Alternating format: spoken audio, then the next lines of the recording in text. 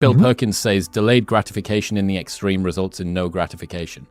And monk mode can be very gratifying, which is great and fun. And I had huge success, huge success. Sat on a couch in Newcastle upon Tyne doing breath work or meditation or journaling or reading or yin yoga or whatever it was I was doing that month.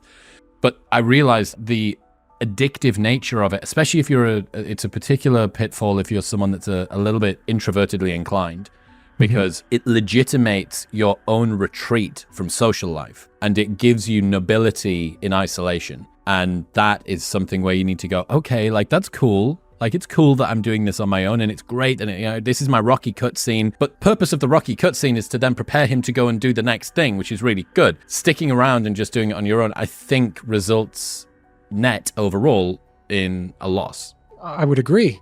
And I think that monk mode is probably the less common manifestation of this.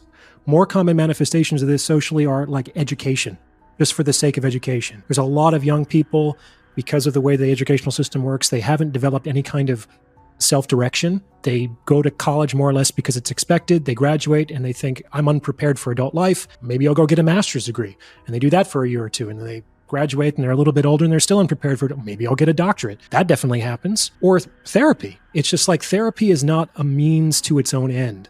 It's a means to get back on your feet to move on with the business of life. And to use your point about the Rocky cutscene, the reason why he's training at all is because he has an upcoming fight with Apollo. Without that fight, there would be no necessity for him to train. People who are training without the fight may become trapped in that training as an end to itself. So I think the goal is really, really important. The goal is the pretext for action. It also lets you know when you get to stop, because you should be good enough relative to what you actually need to accomplish in the world.